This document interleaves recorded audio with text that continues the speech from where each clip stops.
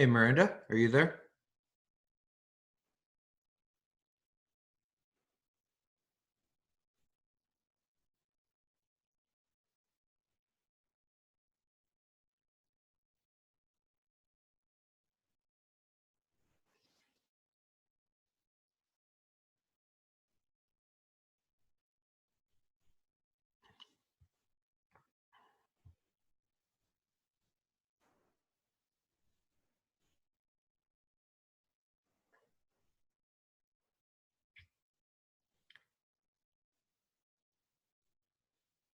Cindy, can you hear me? Yes, sir, I can. What password did you use to log in? Hold on one second, darling. 424490. Was that the one that we sent on Friday? Yes, let's see. That note was created on the 7th. So I received that password last Tuesday. That was the one that you sent me, Stephen, when I Okay. couldn't get in. Okay, thanks. You're welcome.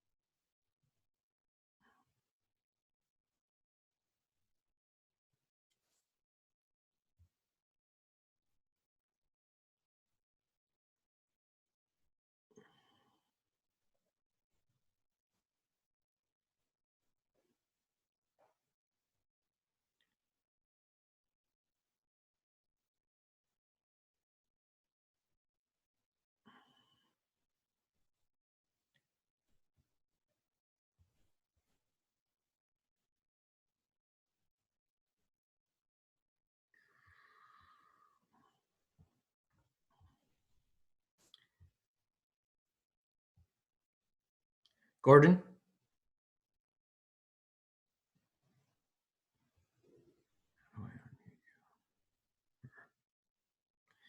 Grayson? Yes, What password did you use?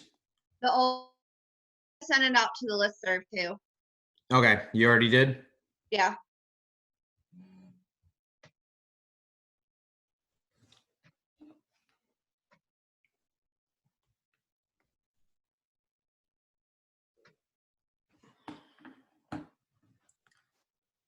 Thanks, Grayson.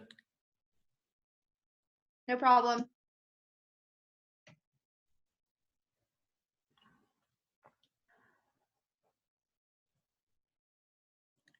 I guess I'll follow up and make sure that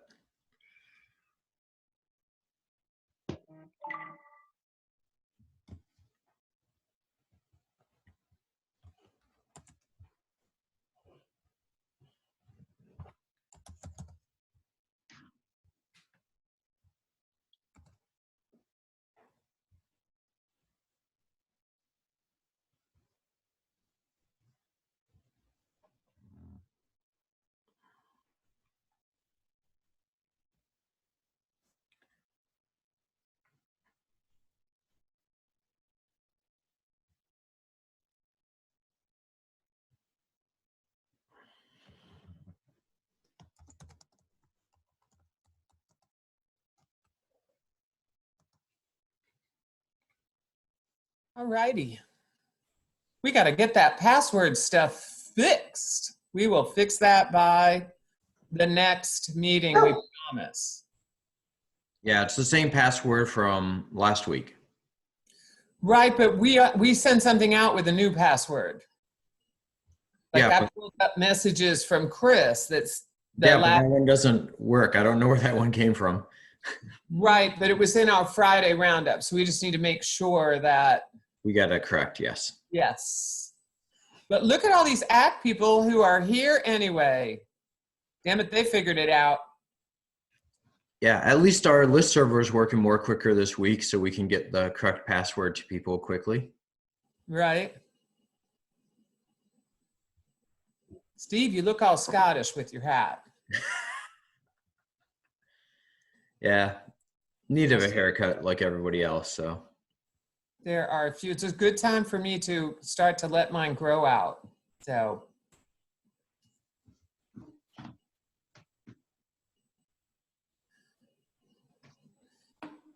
And do we, let's see, what do we got going on? I'm going to just invite Chris directly. If I can figure out how to do that. Right, I think I'm getting a couple texties. Okay.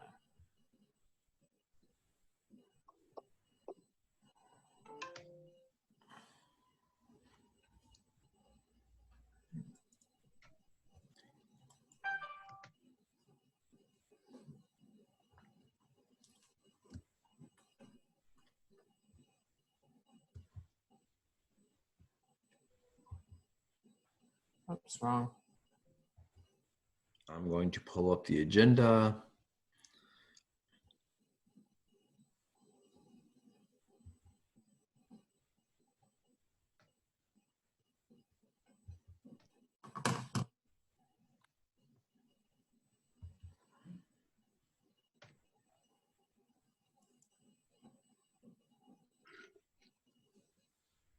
All right.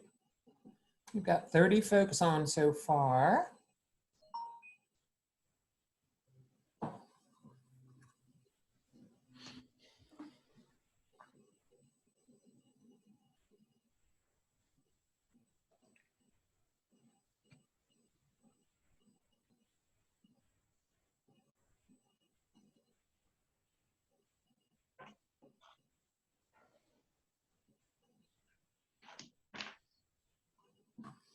All right.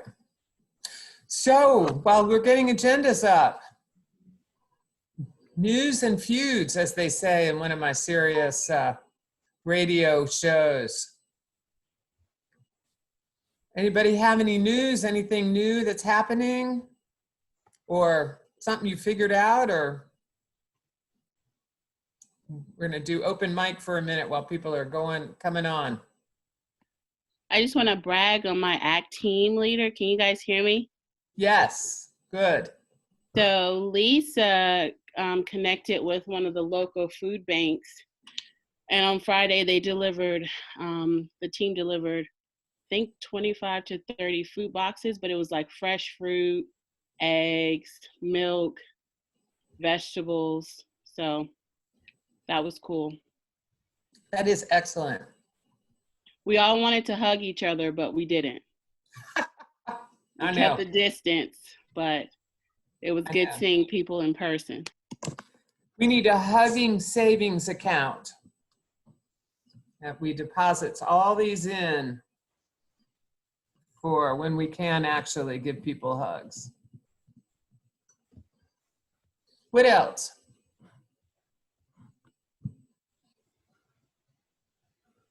Oh, come on, you guys. I know you're working hard and tough and smart.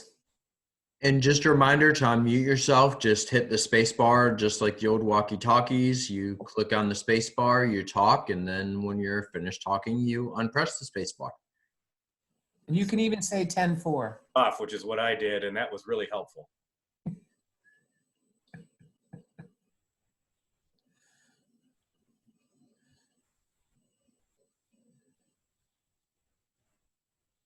Ah, that's what I can do. I wanted to see more people.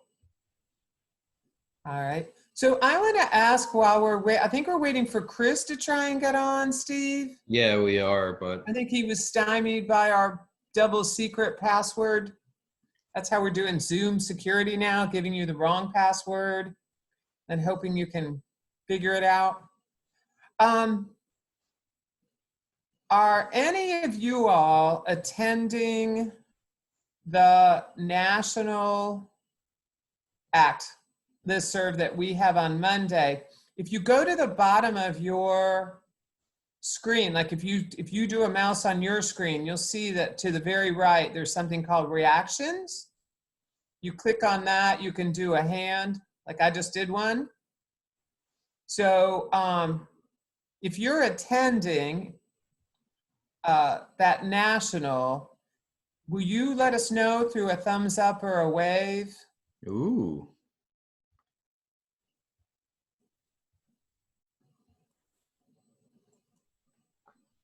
All right. We do want to encourage you to do that. I believe that gets sent out in our Friday roundup. It's every Monday. It's the same link. I think we might have had some password issues on that, or audio issues, but we're fixing those. So that there's both call-in audio as well as computer audio. There are some huge good ideas going on that national. We had our very own Gordon, who was, give a wave, Gordon. He and his psychiatric care provider, Matt, did a bit on harm reduction and substance use yesterday. So here we go. A Is it on there? clap out to him for that. But they talked yesterday a lot about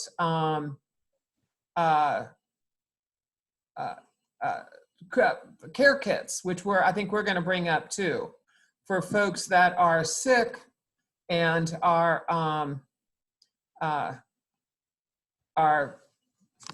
folks we still want to care about. Sorry, I was getting distracted by the clapping. I'm going to stop doing that and trying to talk at the same time. So they had brought up some of the care kits. The forum has some really interesting additions to it. And I think that forum link is also on our They should see it right now. on the Friday roundup. Maybe you can find that checklist that we had talked about. Might be an interesting thing to show. So those are some resources of some folks that, you know, all around the country are trying to figure things out.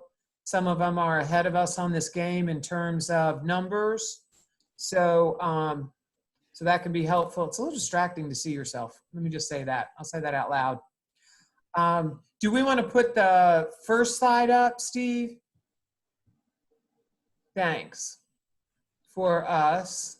I'm going to go ahead. I don't know where our third amigo is. I think he's... I will say, Stacy, just so everyone knows, with the national/international call that Lorna and Maria lead on Mondays, that's at 3:00. To receive the emails from it, it's easiest if you join the international listserv. All of you guys are on our North Carolina listserv, which is just for the North Carolina Coalition folks.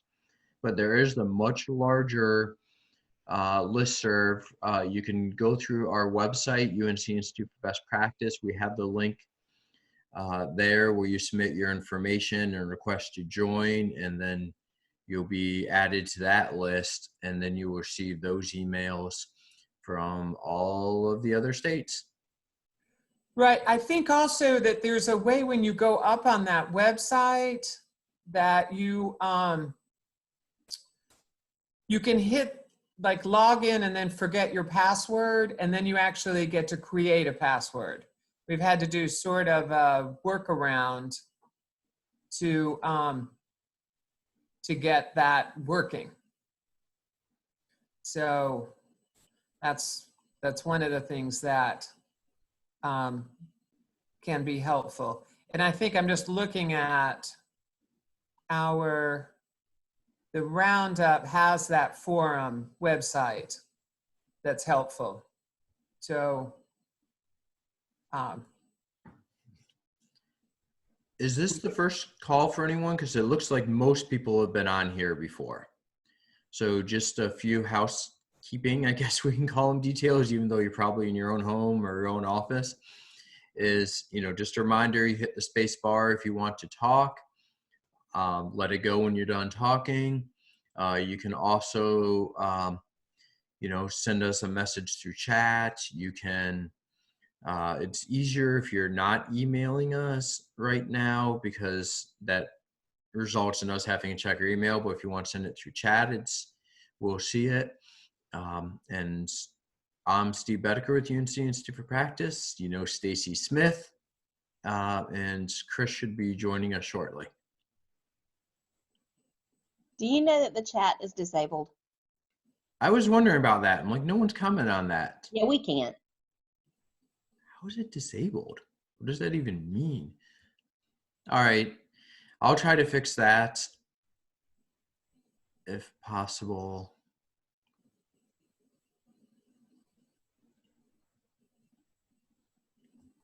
And if you have any ideas on how to disable that, that would be great. But you want to go while I try to fix that, Stacy, unless you have an idea? sure, I will. And I was trying to, while you were doing that, scoot into Zoom and see, can we get the other Yes, sorry. slide up? I cannot operate with the just us. I know our email, but I don't know our agenda. Now we're on no slides. I know. Let me stop Okay. sharing and reshare. Are you all running Zoom meetings your own, right? Are you doing daily team meetings? Right, We're doing ours on Skype. right. And then if you can hit slideshow, yes, perfect, thank you. I tried to find that forum thing and was not successful. I don't think I found the forum. I just didn't find that handout yet. So, all right. I think Chris is restarting his computer. So you guys know us, and we don't want to be the only ones talking about this. So we have a ton of online trainings and webinars, right? So what I'm going to ask, hit those reaction buttons if you're like hearing or agreeing to some of what we're saying, and unmute yourself and chime on in. You show up when we do that, so that can be helpful for us in there. And so we're trying with the Friday roundup to consolidate what it is we're hearing during the week for you guys. I'm assuming most of you are getting that. And then I think we just may try during the day to send out a email unless it's something urgent, because we're just getting so many from all sides. I'm Yes. seeing some nods. I was telling my husband, I said, our staff could spend all day just in webinars, it feels like. So, and then to add to the mess, I added 2 today. So I sent those out. And all right, chat works. That's from Hillary. So we've abled to chat, so that's good. So I did send out 2 things this morning. I recalled the first message and sent it out again because I made a boo-boo in the subject line. So if you're going to forward it, please forward the second one. And I'm just going to confess, I sent my webinar to my colleagues like 3 or 4 times. So the last one I did, I actually made it a drinking game. And that's what your subject matter said. So don't send that one out, although people might open it up, but it doesn't have the rules in it. So anywho, I resent that with a different subject line, and try not to get interrupted with text when I try and compose emails from now on. What? So anyway, there are two options. There are two opportunities. So the webinar is on demand. It's 34 minutes. You can ask your staff to watch it if you feel like it, and then have a discussion. But it is all self-contained, and it has a handout. And there's also a handout that was attached to the email. You're welcome to forward that to anybody and everybody you know in this service. So if you know colleagues who are dealing with this and they're in a completely different service, they're welcome to tune into that webinar. You have to register, but that's just so we know who's attending and how many. But make that widely known if you want. And it's not bad. It's not perfect, but it's not bad. And it's 34 minutes. And then the second thing is I want to start on Tuesdays, and we'll see about it being reoccurring. I don't want to interfere with the Temple University, and I think I am next Tuesday. I think we're at the same time or near the same time. But I wanted to have an opportunity for any staff of any specialty and really any service who's struggling with communication, etc., to just come and have a conversation about how to use MI. They're not going to have to have a tape. They're not going to have a demonstration. We're going to ask for some volunteers to help with some situations that we're dealing with. But those are two opportunities. And then every Tuesday, I want to send out something that has MI with it. It may be combined with some other things that we're going to send out. And we'll see about the Zoom meetings. So those are two that I was anxious to get out there for you guys. Stop. Yes, ma'am. Oh, it's just a little, huh? Okay. All right, and then we have Temple. We have some peer specialist webinars. We have some CBT. There's some employment webinars. So we'll try and gather those again on Friday so that you have those options. I think a lot of webinars are recording themselves. So you may be able to tune in afterwards. I think the Temple ones are recording. The international national listserv is recorded. And so that is at the bottom of the forum thread are those recorded virtual meetings and recordings. So that's in that purple forum. Maybe we can get that up, or I can share my screen at some point because I've got it up to do. So any comments or questions about the webinars, anything you wish that you had us doing, any feedback on the specialist ones that we've been doing? We've got that specialist meeting this week. I believe, is it co-occurring disorders, Steve? It is co-occurring disorders, and we also plan to send out shortly a nice little evaluation that anyone can provide feedback as we work our way through the specialist meetings. Right. We had go ahead, Hillary. To give you guys some feedback, both our peer support specialists and nurses have come to us and let us know that they thoroughly enjoyed those, and they all followed up with anything else the coalition sends out they want to be a part of because it's incredibly helpful. Thank you very much for doing that. Good, good. Yes, Daniel. Okay, your microphone's on, Daniel. Is it? Yeah, are you the one that has the dog barking? Oh, maybe not anymore. We have enjoyed doing that. We got some really good information from the nurses.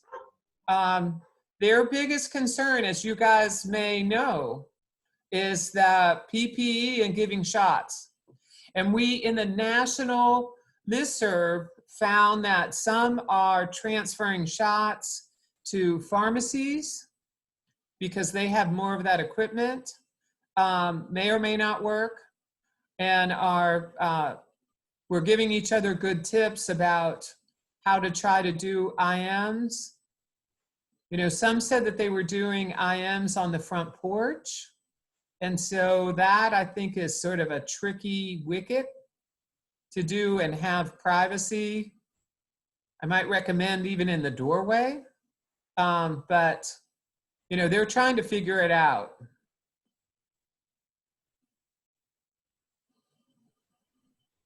So, all right. Anything else about webinars, etc.? We have sent out quite a few of them in the last 2 days. The state has kind of been sending us a lot, and probably like everybody else, we're just receiving a lot of the information. We're trying to pass on the ones that are relevant or that we can kind of support and back for you. Right. Right. So. I just wanted to say something. My nurse also gave some really good feedback from the one that she attended. So just want to say kudos out to everyone that organized that and all the participants as well, because it was a learning and sharing event, and she really came back with good feedback. So thank you guys for doing that.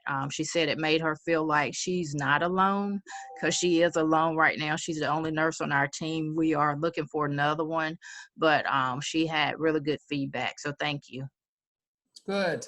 That's good to hear. We're really trying not to just be the only talking heads in these kinds of things. And we absolutely cannot tell anyone how to do their job when we're not doing it. So we love having all the other colleagues, you know, the same kind of colleagues. And, you know, depending on how long this marathon is for us, we may be repeating these.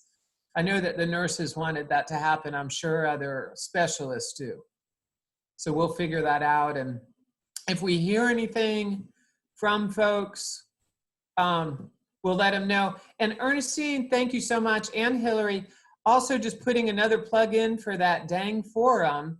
There are some nursing specific, PPE specific kinds of things. So click on that, because you can access everything without having signed in. I believe, I don't know, maybe it's because I'm signed in, I can access everything. But there's an easy sign in if you have to. You can access without signing in. Oh,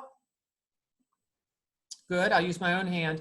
Good, so there is some good nursing PPE safety. There's a great health checklist. I hope we end up finding it.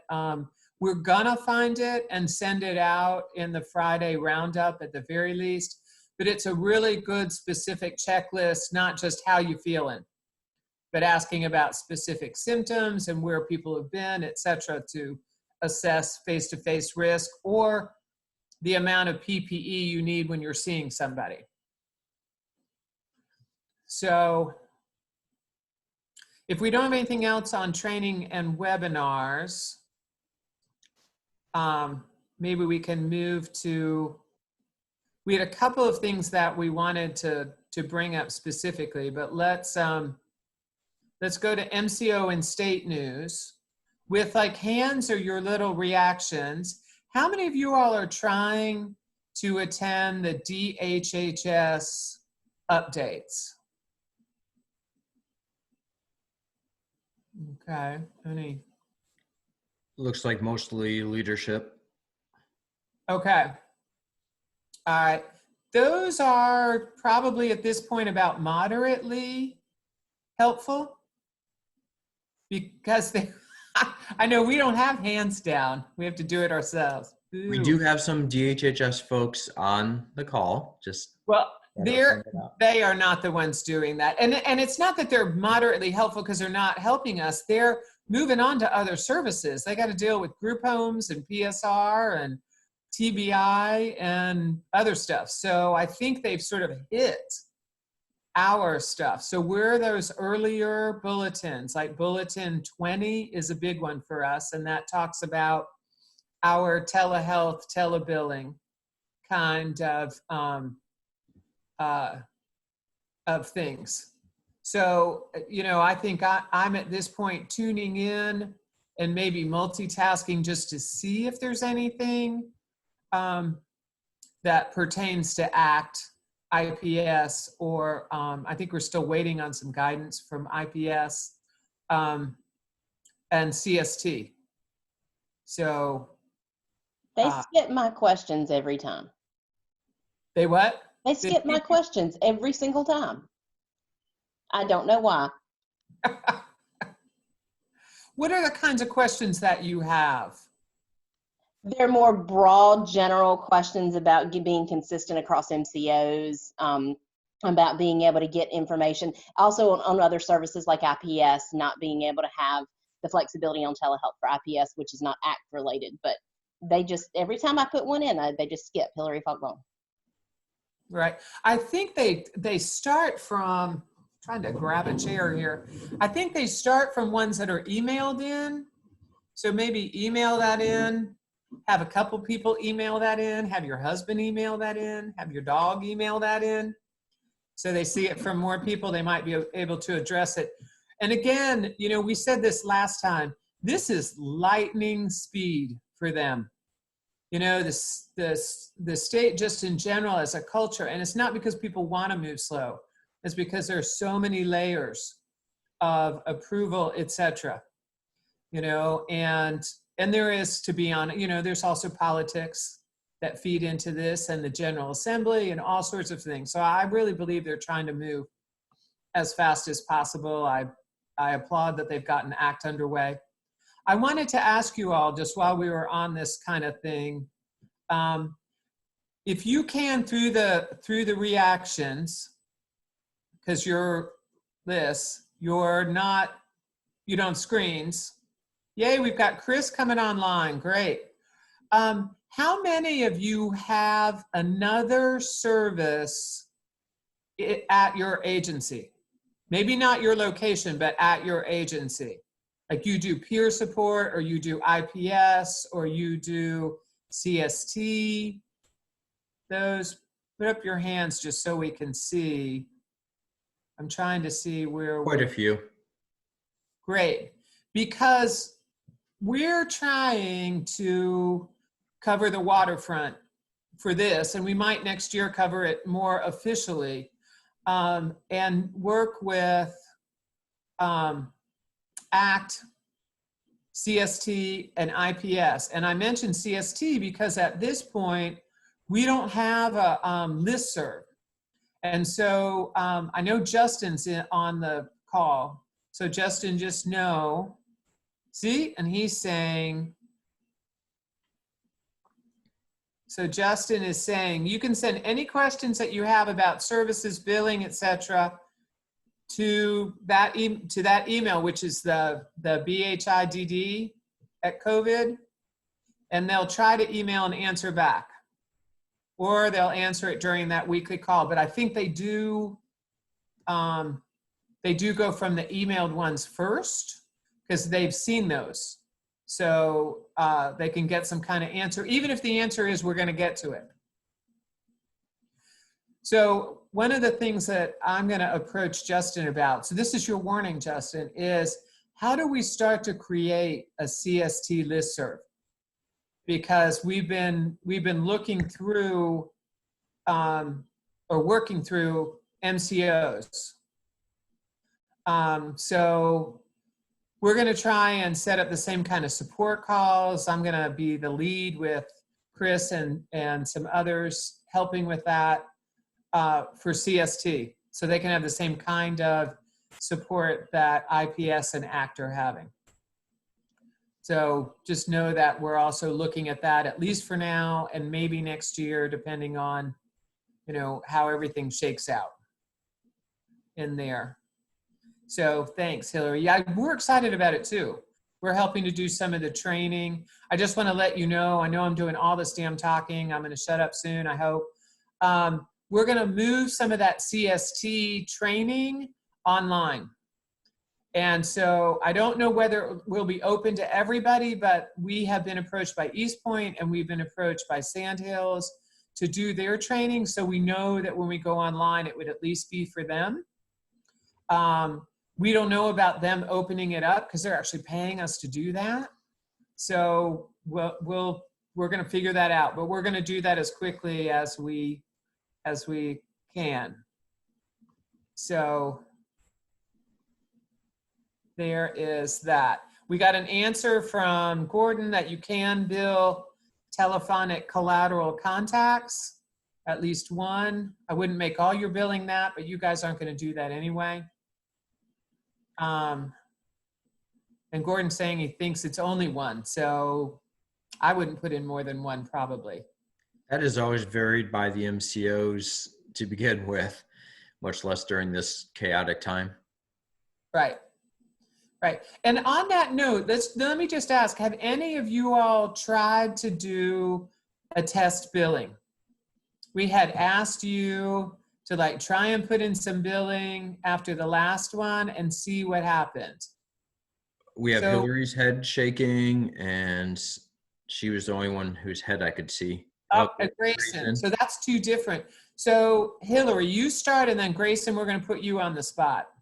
What was that? I mean, how successful? We sent it through, and half of our billing was successful, and we got paid for it. The other half, we had two different teams, and each team was putting place of service as something different. And Trillium wasn't ready to receive the telehealth place of service yet. And so we got paid for one team and not for the other, but we have already resubmitted those and gotten paid. However, we got communication over the weekend. They're now ready to receive the GT and CR code modifiers. And so we will be just submitting those this week. So the old codes without the modifiers under COVID were effective, and we got paid, and then we'll start the new ones this week. I don't know what their MCOs are as far as their modifiers, but Trillium just came on board this weekend and said they were ready. Right. So everybody's supposed to do the GT and CR, and the GT is face-to-face. CR means tele, right? Or COVID. No. Hold on. I've got a cheat sheet. Let me pull up my cheat sheet. And while Hillary's looking at that, Rachel, who's in Sandhills, said that they done the billing and they were half successful as well. Right. Right. See, our question was, if GT is face-to-face, do you put GT-CR? Because I think CR is the COVID code, like we're doing this during COVID. So the way that our administrative biller told us to do it per our contract is that we would use our regular code CR for anything. Hold on. I'm reading this to make sure I don't. See, that's what I've heard. All of them will have CR. Everything has CR, and we will use GT if it's telehealth. Oh, Right. Like the yes, with telehealth. Video health. Yes. Right. So you could have that HOO whatever, and then GT and CR behind it. Right. All right. And the place of service has to be the office. That is one that threw us off. Trillium at least is saying, if you're using telehealth as your contact type, your place of service has to be the office. Even if you're at your home, you call it the office. They're considering your home to be your office at this point. Yes. And I would check with your MCOs, because I know with some of them, they were saying they wanted all codes of service to be O2. Maybe that means office. And so Alliance is saying that too, that they want it all from the office. And we can ask Grayson. I don't know if Grayson has anything, because she's Cardinal, so I don't know if Grayson has anything to add about I want to hear Cardinal. from Grayson. How's it been with Cardinal? So we're here in Sandhills and Trillium.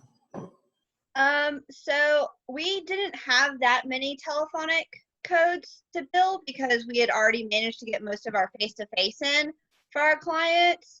But my billing person said it went smoothly. We I don't know. We set our location for our telephonic ones as a telehealth location instead of office. And so all of our telephonic or video telemedicines are located as a telehealth code. But we haven't gotten any kickback yet. Not to say that that won't come, but we were able to submit everything fine for March. It is interesting though, because when I was doing authorizations for Cardinal, anybody who I authorized for, anyone who I submitted a TAR for in March, they did an authorization through the 31st and then created a new authorization for April going forward. So that the codes may look different for the authorizations in April versus what they had in March as well. Right. So we'll be interested on if you get any feedback, given the GT rule versus just the straight up CR. And then of course, we're still gonna do some face-to-face. You guys are gonna see people dropping off meds and having that chat in the phone and doing that 6 feet and doing a shot, those kinds of things. So those are billed just your regular billing codes without a modifier. So that still is happening. Good. So Chris, tell us about the checklist. Yes, so on our international call, I don't know how many of you were on it, but one of the teams up in New Jersey had created quite a few checklists to help kind of give guidance to their teams. And one in particular that seemed particularly helpful, they uploaded into the forum. So if you go onto the forum and it looks like this, and you scroll down to the telehealth, because what they're trying to do is make this more than just a, hey, how you doing telephone call. So under this checklist for persons served, you can download the PDF, which I did, and it looks like this. Can everyone see this PDF? Yes. So it moves into more than just asking, again, as we all know, if we just ask our clients, how you doing, more often than not, we're just going to get a fine or okay response. So there's real specific questions. Have you been coughing or had a hard time catching your breath? Have you felt warm or feverish? When did you feel this way? Can you inhale deeply? You know, moving into like, this is what the symptoms are. What are the steps you can take? And then scrolling down, you know, how much food do you have? Tell me about your communications plan. How frequently are you in contact with your providers? Medicine. There's a whole list of this. And you don't have to ask every question every single time. But if your staff are familiar with a lot of these questions, they'll be able to, you know, as we know in ACT, everything is individualized. So here's a great checklist. It's on the forum. Stacey, you want me to pop over to some of the other resources that they shared? I think, why don't you, is there anything on either employment or co-occurring disorder, which is our topic for today, in terms of doing anything? I don't know all of the subjects. Maybe bring up something there. And you can also maybe highlight the nursing. Yeah, you know what? Let's run over some nursing, because I think there was some fine. Oh, give me 1 second. Here, I had some of these tabs already prepared, preloaded.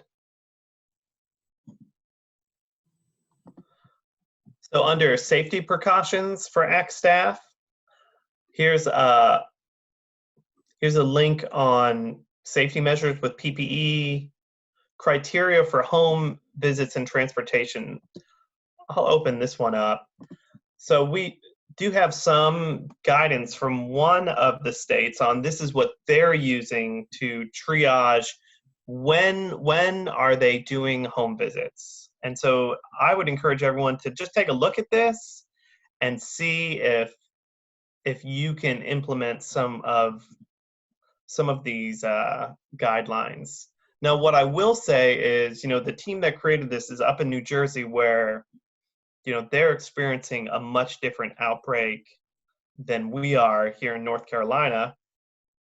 So some of their restrictions may be greater than what we need to be doing, or maybe, based on where your specific team is at and your outbreak in your region, maybe these are things to be thinking about. Right. So I will. Nope, sorry. Oh, I was going to say, I did also, I don't know if this was shared before, but I don't know if you guys saw on the University of Washington models, it shows that we have passed a peak of our hospital bed usage. Not necessarily maybe our peak of infection, but we're trending down. Now, Right, but I'm going to interrupt to doesn't say mean- on the North Carolina UNC Duke RTI, we're not yet. So they took some of Washington's, but they're modeling their own. So this week is our peak, according to us, according to UNC and Duke and RTI. Yeah, the Washington model said this week would be our peak, but at least the data they had on just intensive care beds. Right, our data says tomorrow might be our peak, but Fingers crossed. everybody's going to have their own, or at least feel it. Mm-hmm. Right. So again, we've been encouraging the forum, and I would continue to encourage it. And I would say get your staff on there, finding stuff. Don't make yourselves the only ones who are tracking this stuff down. Right, and your specialist. I'm gonna jump to try and share my screen.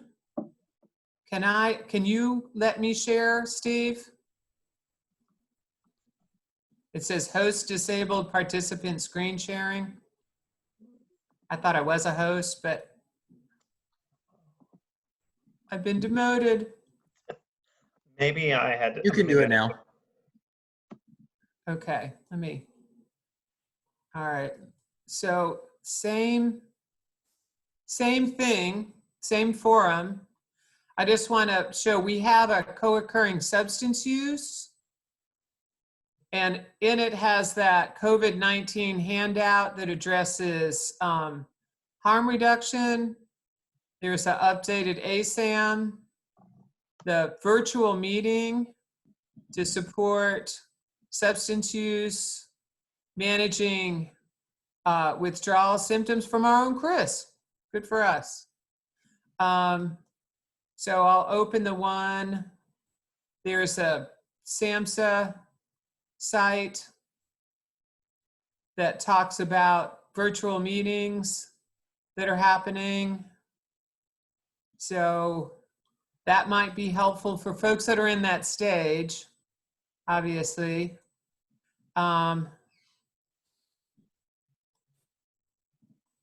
The COVID PDF that talks about safer use. That's from the harm reduction. I think we've sent that out. So there are some resources for folks. You can take my screen away if someone else wants it up there. I did want to ask, because we had asked you all to think about what are you doing with your employment and your substance use, your co-occurring disorder specialists. We heard last week, folks are doing what they normally do, so I don't know what that means. So what are the kinds of things that your co-occurring disorder specialist is doing? Let's start with that.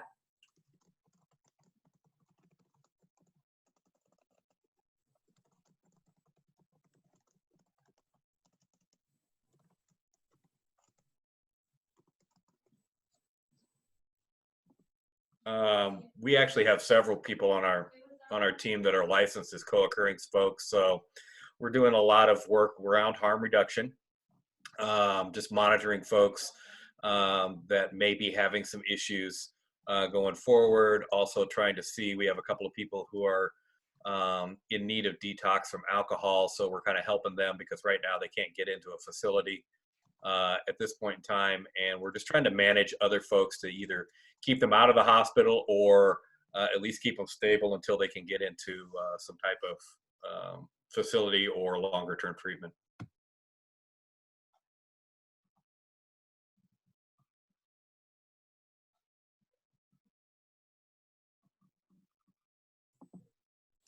So we also have a comment from A. Owens. And I'd love to actually hear you, but talking about completing substance use assessments over the phone and harm reduction techniques. So, and you're That's lucky. Ashley with Atrium. Oh, Ashley, great. So get on the mic and tell us more about what are the substance use assessments and the harm reduction techniques that are happening. I believe she was on her phone, but I'll see if I can get her real quick. I'm not able to give her audio capacity from our side. Oh, I'm sorry about that, Ashley. We'll work on that too. How about one code? Oh, can we do that? I mean, globally, can we do that at some point? Let folks on phones have audio?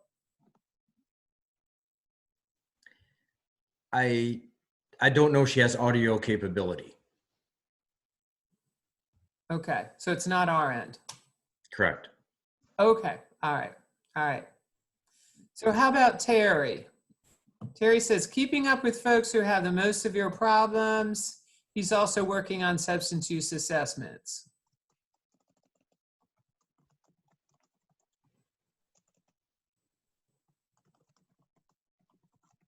Oh, and Terry doesn't have audio. We're going to send out microphones to all of you guys, right? That would be good. I wonder. Feedback from our substance use specialist on one of our teams that she has actually, some of the folks that she has had the hardest time engaging with face to face for any type of more in-depth discussion, she has had more success with over the phone, because she said they feel like it's just easier to, almost like windshield time. If you're not looking face to face, it's a whole lot easier to talk.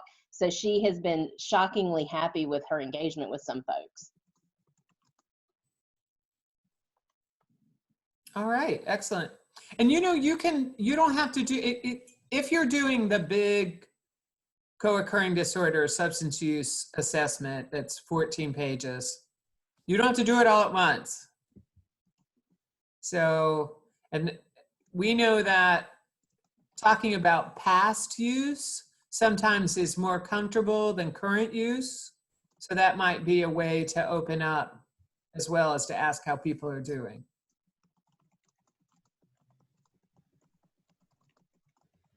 Do we have any guidance about unmuting yourself via the phone? Can we go and unmute Ashley? I am not able to. I've been trying.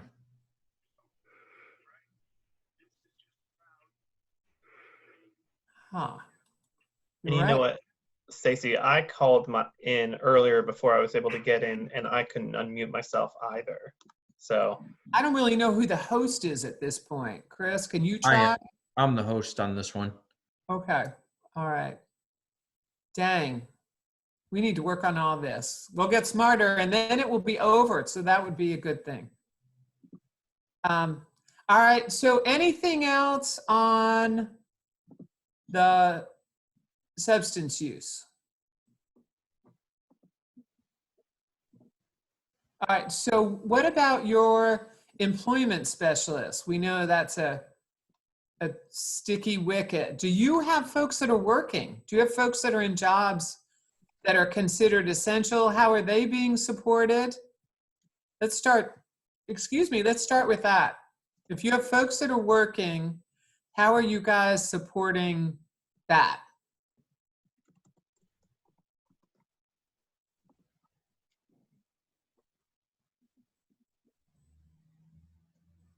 I don't know, Hillary, you might have to be our lead off on this. Okay. I was waiting. I was trying to be quiet for a little bit. We have several people that are still working in restaurants, and then have been able to maintain their employment, which is great, especially in given that so many have been let go. They were doing closer follow along, clearly more telephonic follow along, but we're also doing a lot of benefits counseling, because if folks' wages have gone down, they can still get supplemented through unemployment.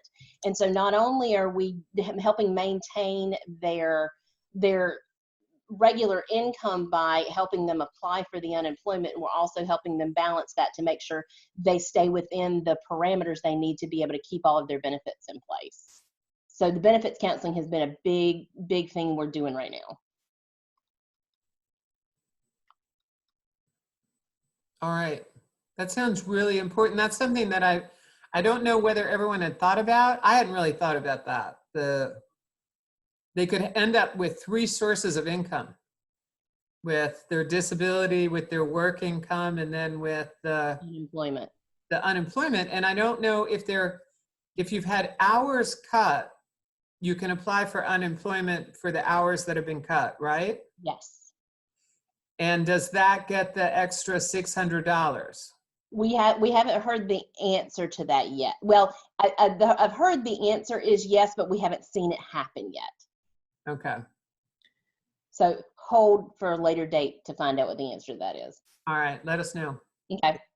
And we have Ashley back with Atrium, who's with clients working at the Dollar Tree, or offering them gloves and explaining proper hygiene in the work setting.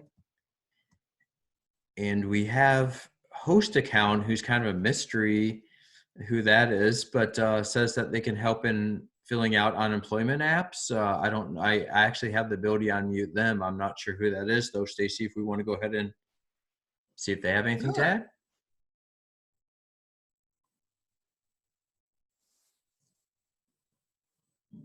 Hear me?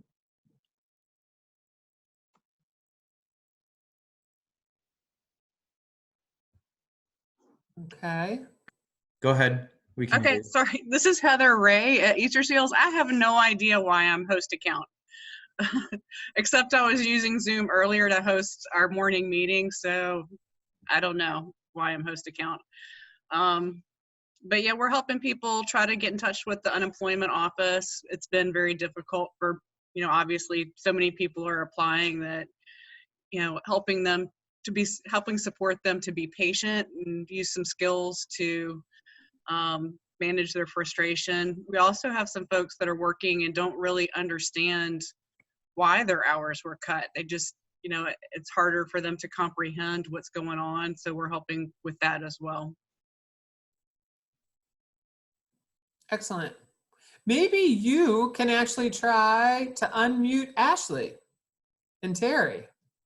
If you're our double secret host,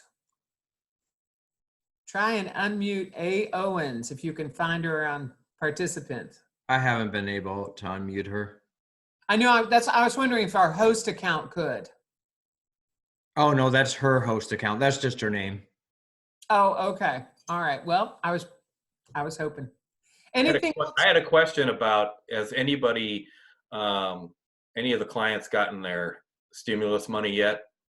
We haven't had any of that. I know it's early, but we haven't had any yet. Is that a nod, Hillary? You guys have?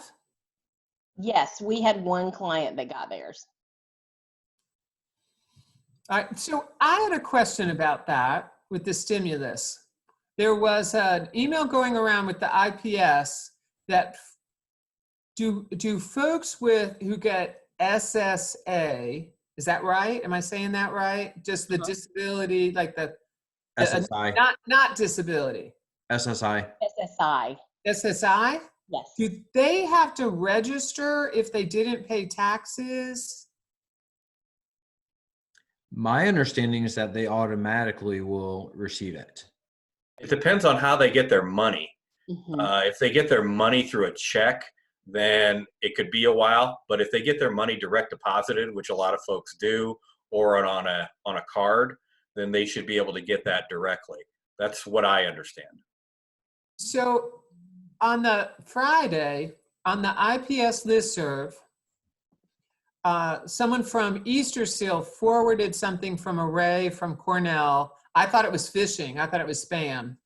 So I got involved in the email thread. But in any case, it was IRS guidance about who needed to register or not. And they were saying if you get SSDI or railroad retirement, you don't. I couldn't really tell about the SSI because some of our folks do not file taxes, I guess, because they don't make enough income. So that was just a genuine question to you all. Did you know whether or not folks needed to register? There is a registration page and link. That is So, beyond, I guarantee you that Rena Davenport at our office would know the answer to that. So I will try to text her and see if I can get an answer before we're done. okay. And there is, IRS has an IRS like /COVID page. So that can be helpful. So if you see a bunch of this stimulus dropping into some accounts but not others, that might be where you want to go for some guidance. Any questions or more comments about employment? Stacy, I could try unmuting Terry, I believe, if Terry Okay. has a comment. Terry, I'm going to try unmute you, see if it works. He said he didn't have a microphone on his computer. Oh, he didn't have a microphone on his computer. Okay, then that won't matter. Okay, thank you for that catch. Yeah. Stacy, I did a quick little Google search on the stimulus stuff, and I did find an IRS page that I just shared about who, if you didn't file taxes, you can enter your information on the IRS page, and it kind of has a little breakdown on who needs to do it, what to expect, and what information you need to get the stimulus check direct deposited. So I put that link there in the chat. Right. So they have they have frequently asked questions. They have links to putting your stuff in. I got sort of lost in IRS last Friday after that email exchange. So maybe it won't hurt to put it in. Maybe if you get a check, you can put in a direct deposit link, but that's probably worth exploring with folks. All right, anything else with our co-occurring or our employment specialists?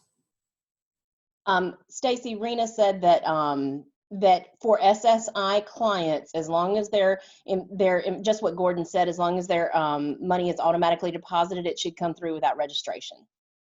All right, so maybe if your folks still get a check, then you want to register them just to be on the safe side. Right. And how about we check in like every week just to see how many people are getting checks from your teams to sort of know when that wave has hit. So you can be alerted if some of your folks are not getting it. Because pretty much everyone that we serve should get one, don't you think? They should. I think pretty much, because even if they're getting straight up disability. One is, so I have a quick question about all of that. Since they're going to get $1,200, obviously you can't have more than $2,000 in the bank, to keep your Medicaid. Is that going to be an issue if the $1,200 puts them over because it's a stimulus check? How does that work? Or do they have to spend it like instantaneously, or does anybody have any ideas about that? it's hard to tell. I don't know if anyone else is going to comment, but I would have to say that they're going to have to probably spend it. But good things to spend it on quickly are, to pay ahead on rent. There's a good way to handle that. So if they want to pay, a month of rent ahead, that's the easiest way to handle that, and also keeps them in housing longer, would be my recommendation. Right. Maybe that's something we can ask DHHS though too, because they're waiving things left and right. Because a lot of our folks, at least with TCLI, are getting some help with rent, et cetera. If folks are not, then I like that idea. But if they're getting in-home assistance, those kinds of things, I'd hate for them to pay rent when they could be, getting a new couch in 3 months, Well, and guidance has gone out that nobody is going to lose their benefits right now. At least that's what I saw. So even if they do go over, hopefully the other side will kick in. I got an email this morning that reads, maybe, can y'all hear me? Yes. Oh. Now you're muted, Daniel.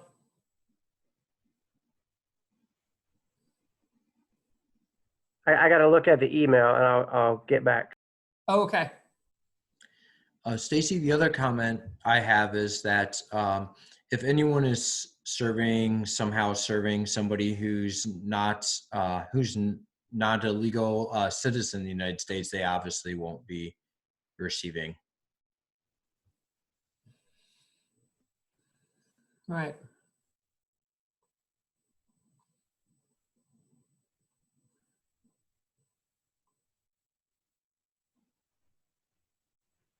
It just says that it would not be concluded in countable income.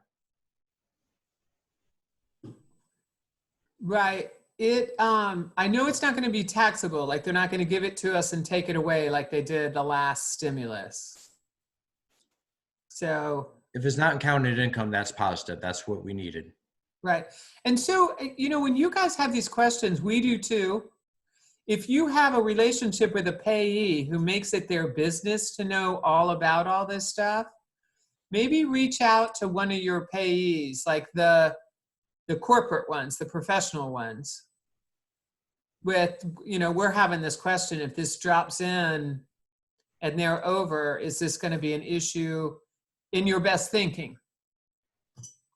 They might know, they might be able to refer you to someone, and then share that with us through the listserv or email us and we'll share it. And a great resource for that, since Stacy mentioned it, is I'd send out the resource with SOAR, SSI, SSDI, Outreach Assessment and Recovery. I'm one of the North Carolina certified SOAR workers. So I'll keep checking the emails I'm getting, but if you have your employment specialist or someone in your team attend the link I was talking about, I'm sure that's something that could be brought up and mentioned, since they're frequently working with individuals that are experiencing these exact problems. Right, right. And even if you've got to clear some. And that would be hearing from the experts. Right, right. And I don't know, go ahead.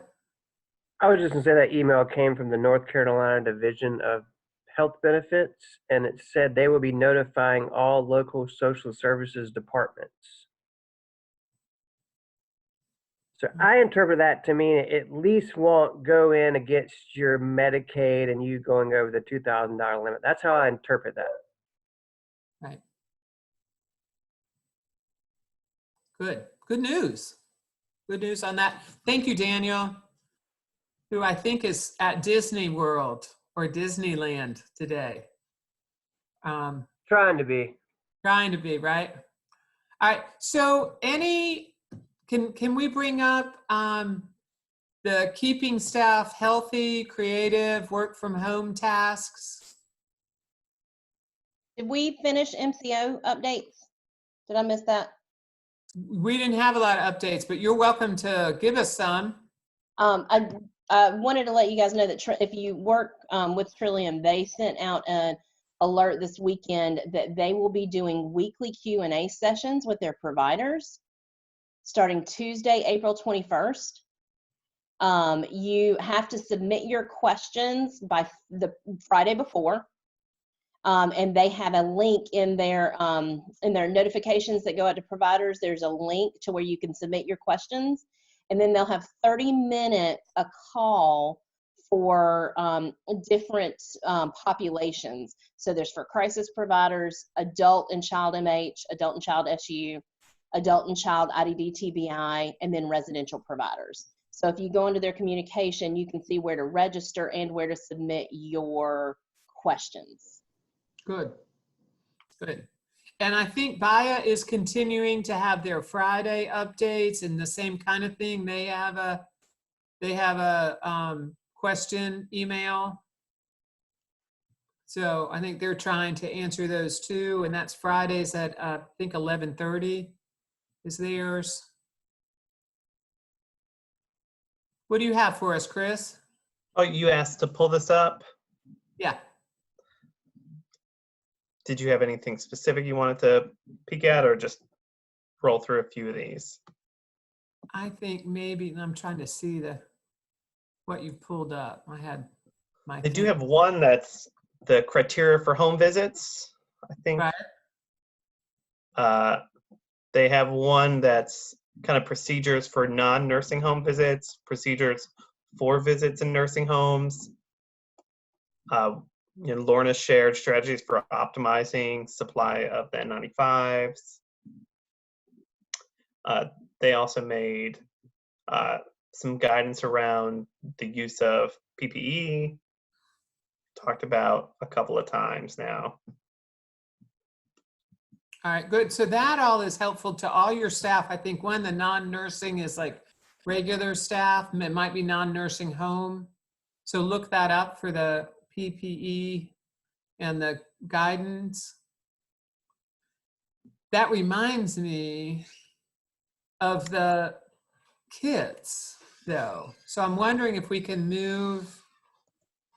We've got two more topics, and it's 12:09 at least. We don't have any open questions. So one for me is, have you all had anybody who's sick? Yes. All right. So what's that been for you? We have had folks, obviously, that have not been tested because they're not testing a whole lot of folks unless they meet very particular criteria. But we have had some folks who you can hear them coughing from the kitchen when you're out on the street. And so for those folks, we have been, our nurses, we got the lab gowns. They're not the surgical gowns. They're not the full gowns, but they're like what folks will wear in a lab. We got those.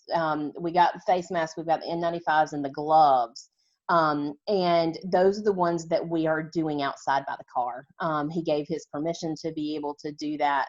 And we've got some folks who are in, I think I talked about this last time in Solomon Towers here in Wilmington, where it's multiple people and there's folks that are sick in there. So we are, our folks who have that kind of chronic cough, we can't tell the difference. We're just having them stay in there. We're still going to see them, and if we have to deliver anything, it's when the nurse goes once a week in full PPE. We also, because we have some really precarious places that we're trying to do anything medical, I actually have, I tried to send out 4 times today on the coalition listserv a picture of a tray that one of our nurses developed that is a hands-free tray so that you can go and do whatever you need to without having to touch anything else in the client's home. If I can share it real quick, I tried sending the picture 4 times and it was too big according to the listserv cop. We have very limited data capacity on the attachments. But I can share my screen real quick if y'all want to see it. Yeah. All right, hang on. The other thing, we're getting some thumbs up, so people want that. The other thing I want you to be thinking about, we'll talk about after this, is what are we bringing to the clients? Like, let's think for a minute. You're alone, you have a schizophrenia diagnosis, and now you're sick. So what are we bringing to them in support of them staying isolated while they're sick? All right, so Steve, she needs permission to share that.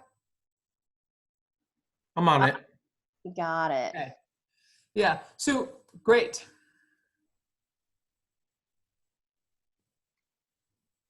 Can you guys see it? We can. Is the beard a part of it? Yes, the beard. This is Trey Bowen. He's one of our nurses on our green team. And I call it Trey's Trey. And because I'm cheesy and that's fun. But he developed this to where he can go anywhere he needs to. It was made out of some stuff he had in his shop, to where he can carry in, whether it be for an injection or whether it be if he's doing testing for blood sugar, if he's going in, because we've got a lot of folks that can't keep up with their own glucometer. So we might go in on a regular basis and test. And so this is a way that, especially if he's fully loaded up on PPE, that he can have another layer of not touching anything. And so that is, he allowed me to share that one.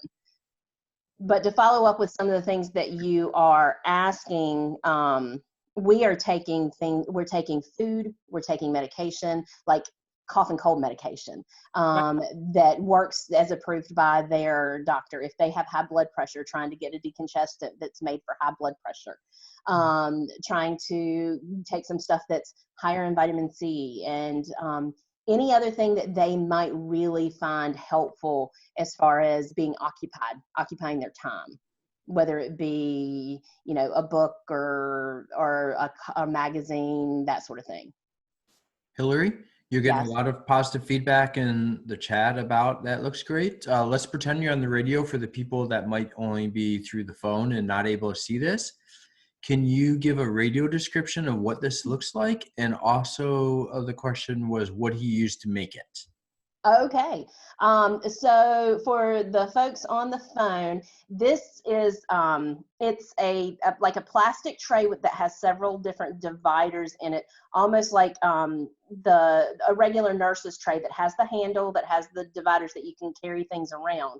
But what he did was take that looks like a very like loose wire, like a coated wire, I think it is. And he attached it to 4 spots on the tray. It looks like he just punched through with the wire and then wrapped it up to secure it. And it goes around his neck, so it hangs down right about his waist. And it holds flat because it's got 4 points on the hole. 2 are closer together on his stomach and 2 are further apart toward the outer corners. And he's got needles for his injection, that I think he's got Haldol on there, alcohol prep pads, hand sanitizer, and all the things he would need for an injection.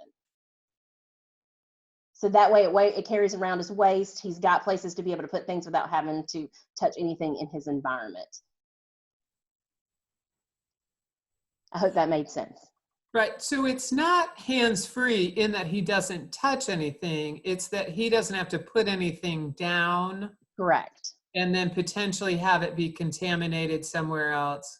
Correct. And he doesn't have to, he can put it on in the car and not have to carry his whole medical kit that he typically carries in to the building to put it down and then cross-contaminate going to somebody else's house. He can actually sanitize just that tray every single time. So we're not bringing stuff from one home to another as well. All right.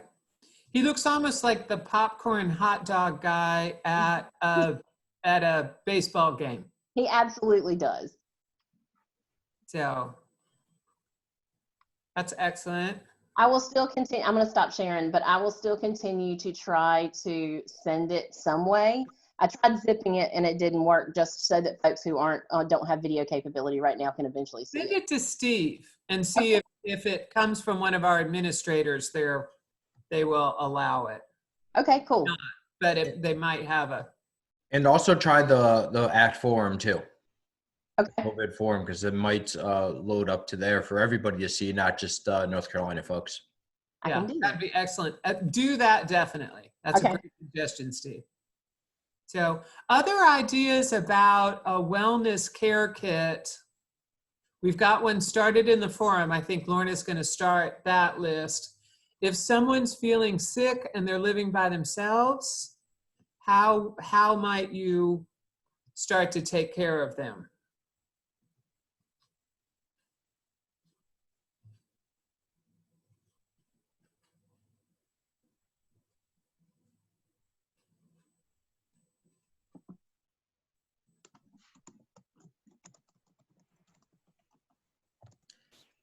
Have you guys started to think about this? I just wanted to mention something, Stacy. Yeah.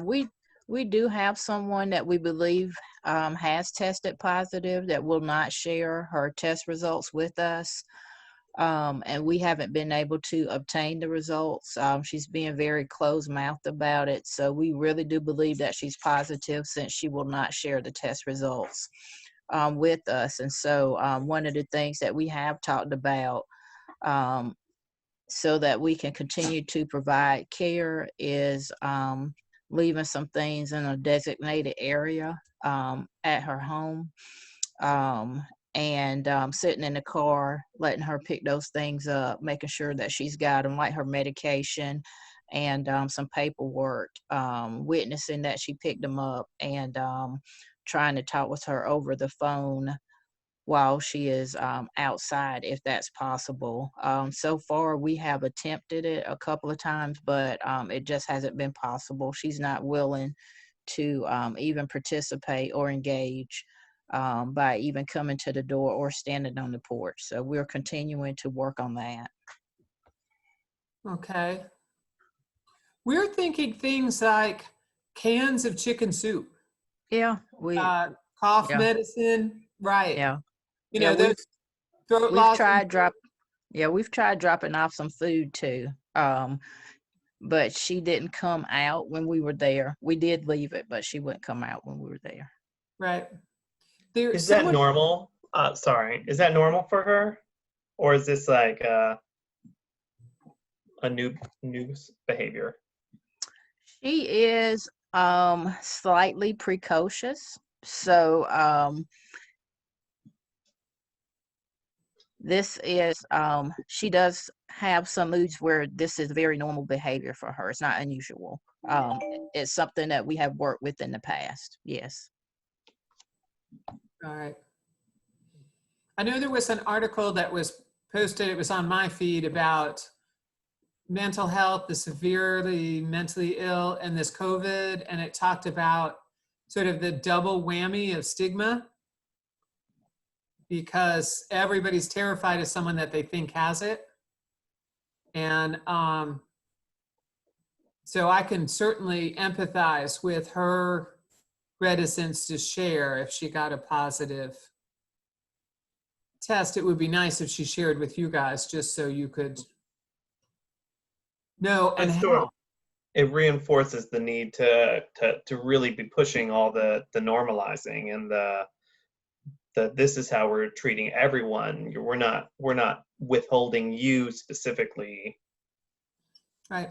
Well, and I think the benefit too, that's what, and I'm not a medical professional, and what I'm reading almost everywhere is people go from mild symptoms to medium symptoms like in a snap. And they go from medium symptoms to really severe in a snap. And so that's why it's important for anyone feeling any of this to have someone they can outreach to, because medical centers don't want to see you at medium symptoms and below. But they absolutely do if you're having problems catching your breath or having problems with breathing, or even if you can get an oxygen meter, your oxygen is below a certain level. So that's the thing, that's why it's critical, not only self-care, chicken soup and word find to help keep them busy, but you know, the daily, twice daily, 3 times daily, just check-ins on how are you feeling, how are you breathing.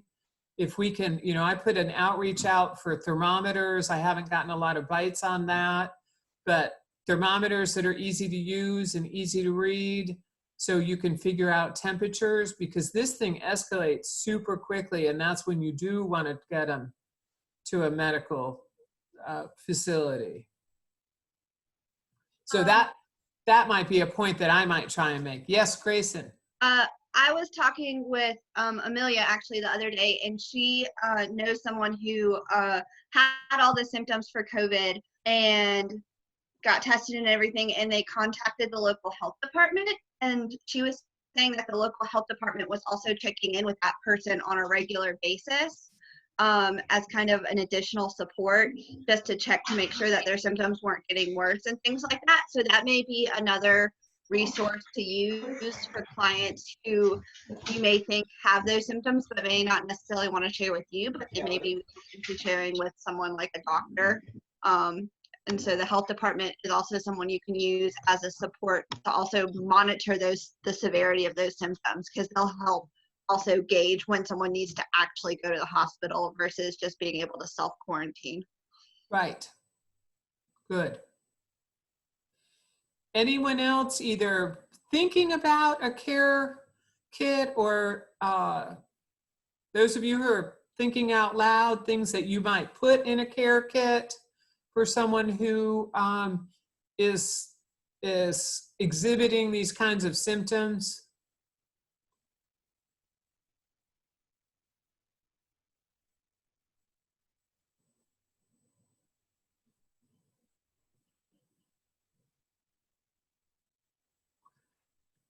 I think Daniel is walking the dog or something happening. But yeah, Daniel, can you do us a favor? Can you take yourself off of video then? Because we're all going on a walk with you.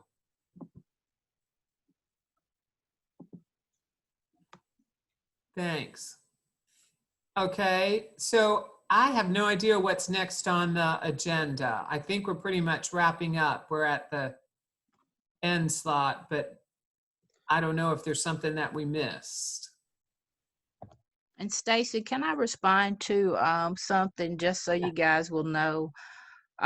We've contacted the health department, but this young lady was determined that she didn't want anyone to know her test results. So she had the test out of her county. She went to Wilmington, we believe it was, because she generally accesses the hospital and another doctor over there, so that we cannot obtain information sometimes about her.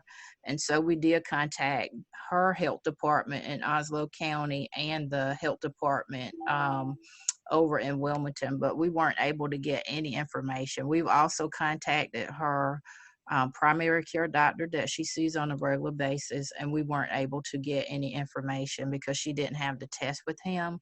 So I just wanted to mention that, because people who don't want you to know information have ways to make sure that you don't get that information. And that's kind of what we're dealing with here. So we're taking extra precautions, because we really do believe that she tested positive, since she went through so many lengths to make sure that we weren't able to get the information. So I like that you brought that up, because it reminds me, decades ago, I worked in HIV and AIDS. And the thing that we learned was just assume everybody's positive and take those universal precautions. So with all of us, assume people are positive. If someone, you can hear them coughing from the kitchen and they're a regular coughing person or not, they might still have this. It's the folks who are starting to, and this isn't even to know that they have it. It's when folks are starting to feel really cruddy because they've got this or something else. How are we trying to bring in care so they don't have to go out to get things that commonly might comfort them? So people can make sure that these results are private. We can try, but may or may not be successful. But what are the kind of care things that we would want? Both comfort, like chicken soup, Sudoku word find, nice Kleenex that doesn't burn their noses, that kind of stuff. And then what are the kind of safety things? Do we try and get thermometers to them? Do we try and buy those pulse oxygenators or have a nurse come by with one of those to see how their oxygen levels are? You know, to do those, whether or not we know that they're positive or not. We do appreciate your struggle, Ernestine, that, you know, not being able to know definitively, though, can be frustrating. Yeah, well, those are really good ideas. So we're gonna add some of that to our approach. I appreciate that. Thank you. Right. And maybe even one of the things that we heard, I'm certain that Lorna's going to put this up because she asked for more ideas. So that'll be in the forum somewhere, is the care kits. Things like giving that person masks or making a bandana mask for them in case they have other people caring for them, and showing them how to care for it, clean it, those kinds of things. Could be. If we get that list, we'll post it maybe. And it is very interesting. It sounds so much like the co-occurring stuff with stages of change and where this person is, and, you know, very pre-contemplative in her thoughts on COVID, and maybe not willing to accept that stuff. So I'm sure all those tactics, you know, all moving back into the pre-contemplative interventions. And maybe it's just something that, you know, don't target the acknowledgement of it, just target the engagement. Because it sounds like she's not having it.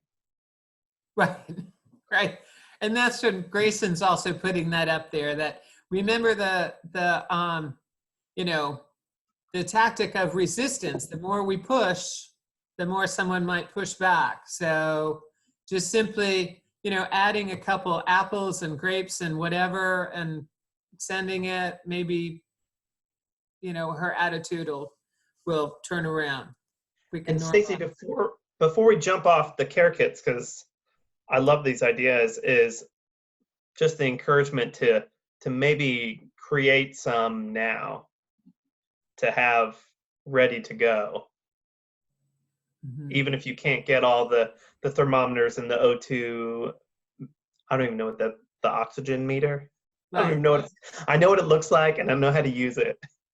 But just having a couple of those ready to go with handouts in them, instructions in them. You know, one team shared, they put food in and then they put a couple of recipes for that specific foods. And I thought that was such a great idea. And it might have already been mentioned while I was looking at the screen, but also I remember yesterday a team out of state also was talking about putting like puzzles and things like that to help keep playing cards, things like that the person can play, you know, solitaire or something like that to keep people busy. Is also really helpful, especially if there's someone that's potentially positive and can't leave at all. Right. Movies, if they have it. So to the extent we can, I would suggest all of you, I mean, if we can suggest it, all of you create maybe 2 and then see where you need to go from there with some of the care kinds of things in there. So we have open forum now at and about anything, MCOs, your staff, issues that you're having.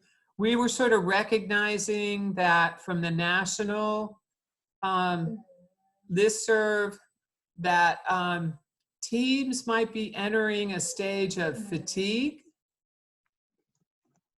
So how are you all dealing with like COVID fatigue? And I'm gonna mute myself and let my dog out because he's about to bark at me.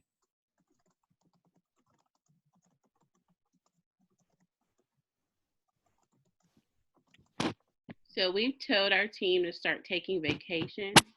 A lot of our team members haven't taken advantage of that yet. And that was mentioned this morning in team for them to actually put in vacation requests. I think our team is thinking, oh, I'm kind of working from home, but we're encouraging them to actually take real vacation time off.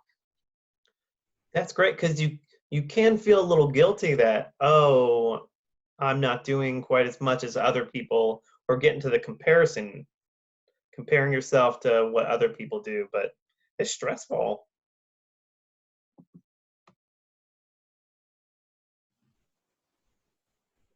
Anyone else?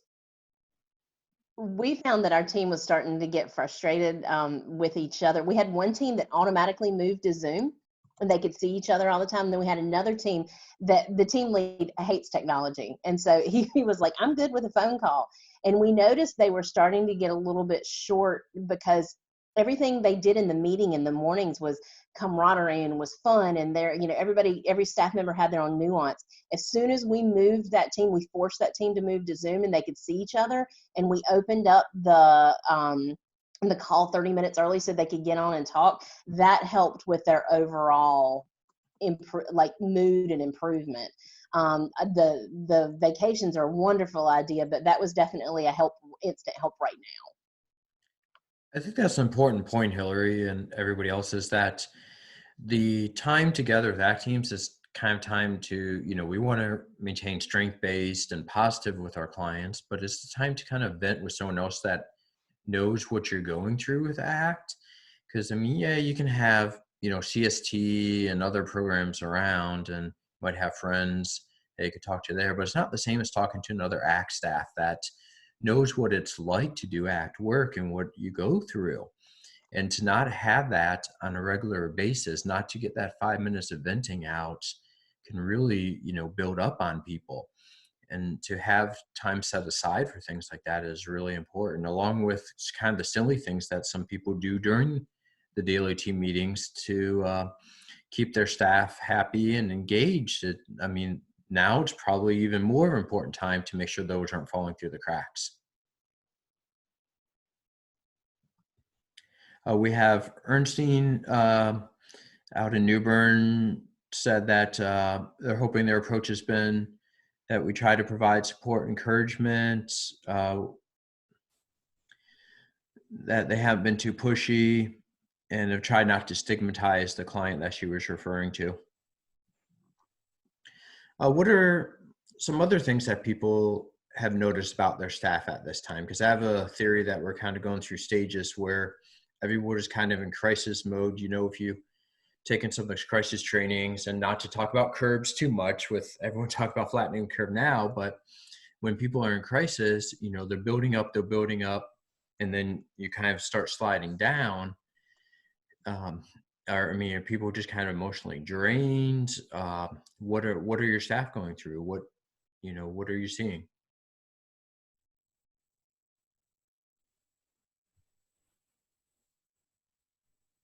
Or what are you seeing yourself?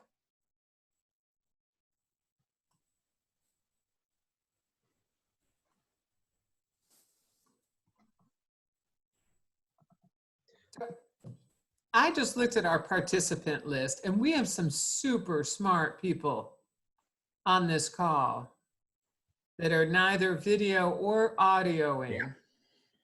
And I'm going to call you out. You guys, I know who you are. You know, do not leave it to just Steve and me, Chris and Hillary to try and, you know, and Grayson to try and make this thing work. You know, Maya's jumped in and Ernstine's jumped in, and I recognize names here. How are you working with your staff? Because you're thinking it, and you could be helpful for others. I would say a couple that I just glanced at. I know, you know, they might have young kids at home would be my prediction, but you know, even if you got kids' background, we'll deal with that. Your information is more important, even in regards to what we, you know, hear in the background. With my team, I'm making them little care packages, little things that I can find here and there, whether it's like tissues for their car, or at one point I found many hand sanitizers. I'm looking for them again, just little things to help like improve their stuff. I had my mom make masks for all my team members, fabric masks, so they have those, just little care packages, things that'll make them feel good about themselves and better. Just trying to keep encouraging them. I've started to notice more irritability and frustration amongst the team, some with each other. It's kind of starting to come out a little bit with each other. Some sort of comparing about who's doing what and how many people are doing, is everybody doing as much as I am, kind of thing, that started to kind of happen. I'm not really sure where it's coming from, because I have a great team. They work really well together. I think everybody's just tired and overwhelmed and stressed. And I'm going to break the cussing barrier. We didn't sign up for this shit. We thought bad neighborhoods, we got it. Shots, we got it. Psychosis happening, we got it. You know, pandemic, we did not see this coming. Even if we saw it coming, we didn't see this coming. So this is a whole new level of stepping up for folks. And I have to apologize in advance for being so chatty today. I'm usually pretty quiet, but Rachel, thank you for sharing. I've been trying to put together some stuff too for my team. We're not seeing each other regularly other than on Zoom. So I'm putting together some stuff. It's really hard. But one thing that I am hoping to do is to give each of them a roll of toilet paper with a ribbon tied around it, because, you know, we're in this big toilet paper crisis. And so I've been up. I don't sleep regularly. I'm going through this phase. And so I've been up in the wee hours, and I was able to find some toilet paper this morning about 4 a.m. So hopefully it won't get canceled and they'll each get a roll. I have some that was extra because I wanted to share with people. But I think that they'll each appreciate that. So that's going to be a gift. And I'll see if I can put something else with it. But the toilet paper with the ribbon tied around it, I think they'll all appreciate that. I'm finding that I'm being a little stressed myself. I'm at home. I've got a 7-year-old, and between all of the webinars and the Zoom meetings that we're having and trying to keep her entertained and fed nutritious food instead of all the junk that's so easy to get to, it's been a challenge. So yesterday, we took time at the end of our meeting, and I made everyone put client stuff aside and talk about themselves, self-care. And I'm finding that we're needing to focus on that. So I insisted that everyone identify some self-care stuff yesterday and then implement it, because we always talk about it, but we don't do it. So I think it's very important to get staff to identify the self-care and then have them to come back and talk about what they actually did. So that's what we're going to do. Later this week, we're going to identify if people actually did any. So I don't know if you saw that. There are a lot of hands up and clapping. Yeah. And I love the phrasing, because I can acknowledge that exactly, insisting that they do it. You know, we all have those people on our team that are not going to participate in that without a little more directive attached to it. I wonder, have any of you been able to take a day off, sort of the lead by example, or is there a feeling of like, I need to lead by example by committing and not buckling? I was seeing a lot of head shakes no on that one. I actually did take a day off because I couldn't stand it. You couldn't stand it? I just got so overwhelmed at one point a couple of weeks ago that I just had to take a day off. I had to, because I couldn't function anymore at the office at one point. So things are better now. They've kind of settled back down. But right at the beginning, when we were trying to figure everything out, trying to figure out how to manage everybody and protect everybody and protect ourselves, it got really rough. Mm-hmm. Yes, there were so many unknowns back then. As many as there are now. Back then, there were so many more. Right. Maya, what did you say? I said, do as I say, not as I do. Right. I'm wondering if we can institute do not disturb hours. Like poll your team, when is it hardest for you to pay attention? And while you might still be on that WhatsApp and get these texts, you have the team's permission to put your phone in a drawer so you don't hear it, or turn off your notifications. And people try and honor that 2-3 hours that you either need to get stuff done, so you need to be undisturbed, or you need to get personal stuff done, you know? And even having an hour or so during the day when it's light and not 4 a.m., Ernestine, although I'm with you about the sleep, have some undisturbed time to care for kids. I know both Chris and Steve have kids at home. So that might be an idea. This is Lucy. Can you hear me? Yes. One of the things I did, and I think it was that moment when I realized that I was so overwhelmed myself. That's about 2 weeks ago. I just thought of my team, and I was able to get a go ahead to, give them something. So I had our program assistant get a $15 gift card for each of them. And whenever they go to the office, they obtain it. They are so grateful. Last night, I had one of our nurses who just got hers. She wrote me late in the night a message to tell me how really special she felt. And she was so grateful that I thought, just $15. So I didn't know that would really touch them, but it did.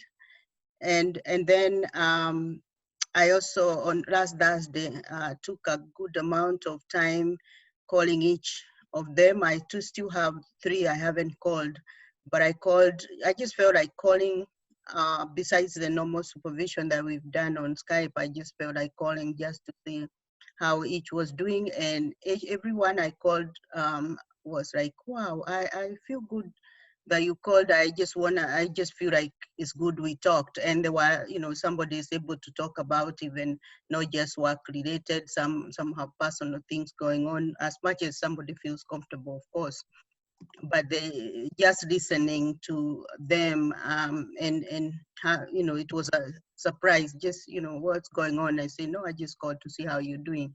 So today I intend to call the others, but that was something that I found like, some staff were really happy to talk about, and also add any cases that they felt that they needed to process. And so I feel like the last 1-2 weeks have been better because things have settled. I also, one of the things that I have is, being able to keep up with what some staff are doing. I generally have a very good team, but there's one staff member that I have been trying to see what is it this person is doing during the day. And so today we had a conversation just before I go to this meeting.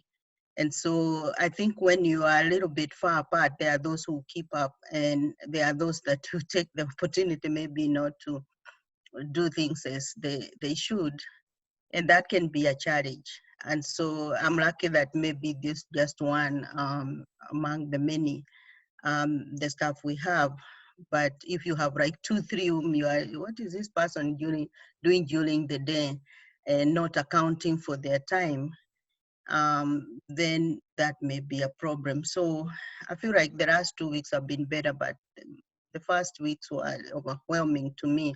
I actually had to do, as Heather said, and took a day off just to get my head together.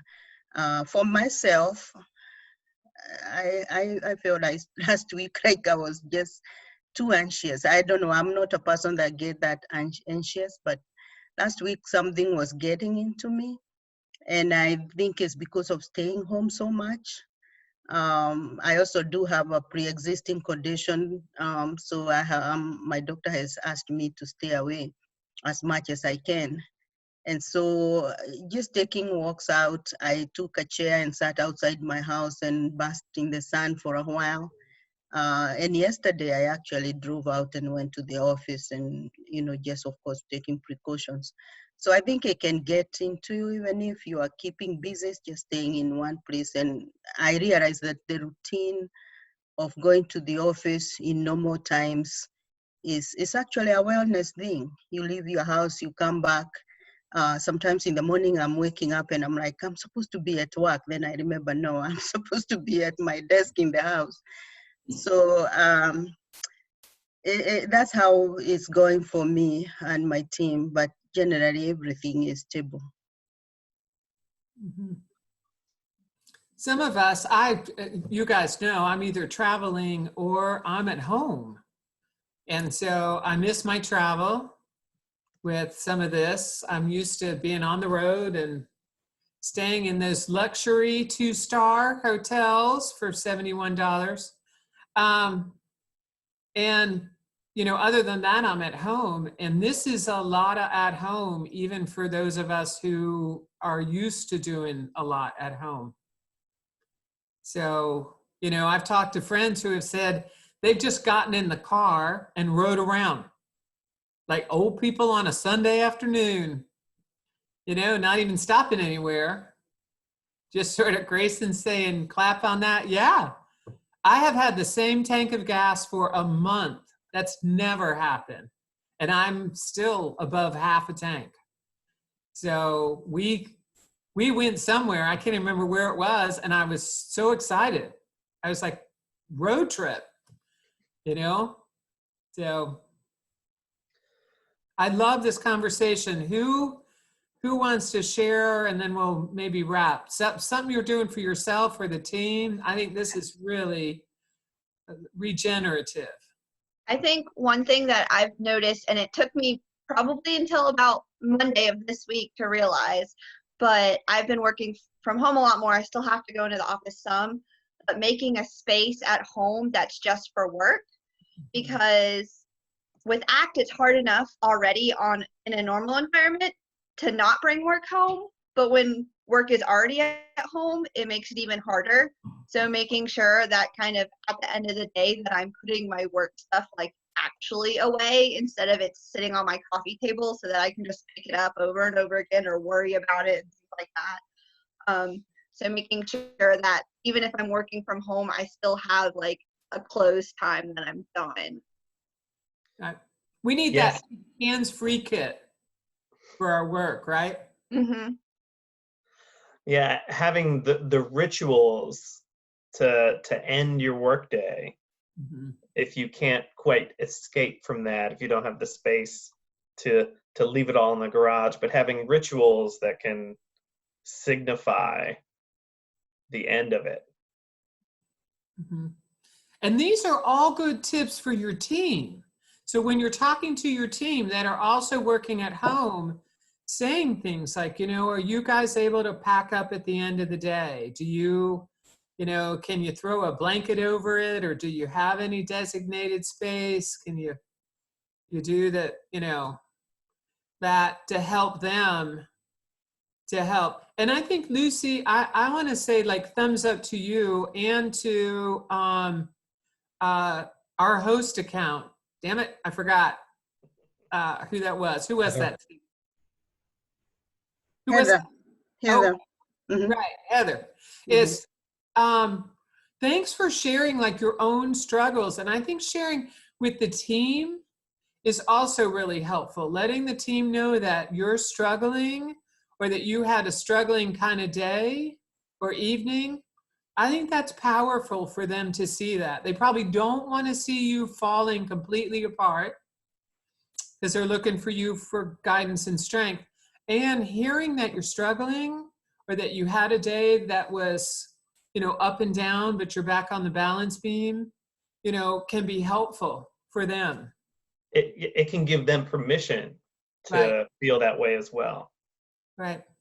And not have to be the superhero, because that's what we are every other day. Right.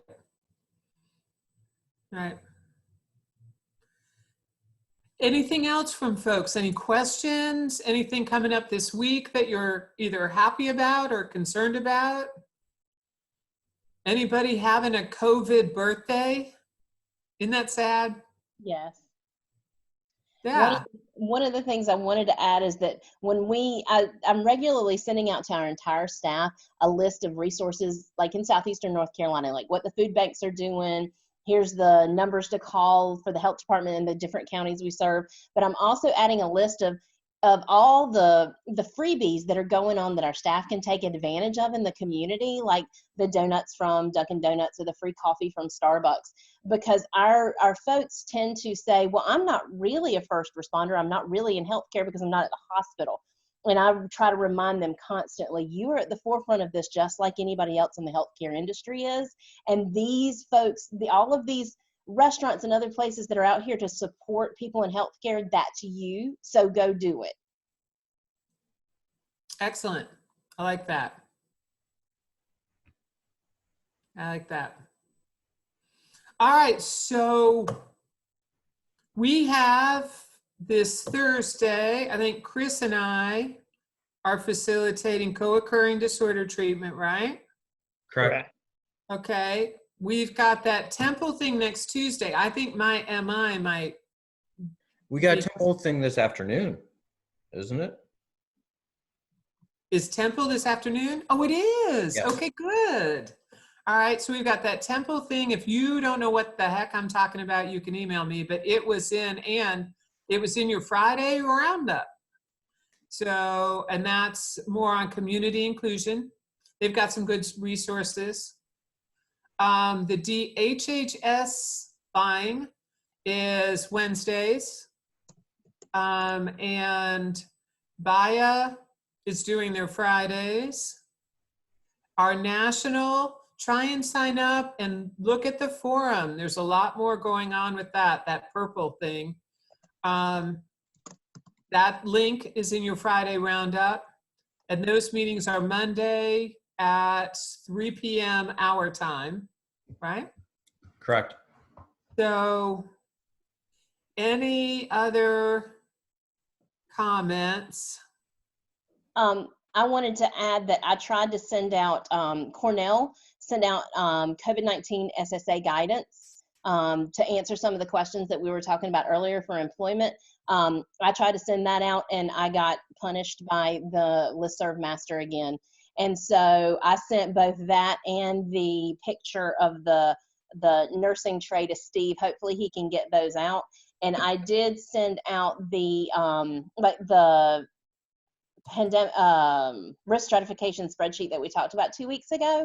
I sent that out with instructions. So if we actually put it into place and started using it at our office, and the scores came back really great compared to what level of care folks were in. So we think there may be some accuracy to it.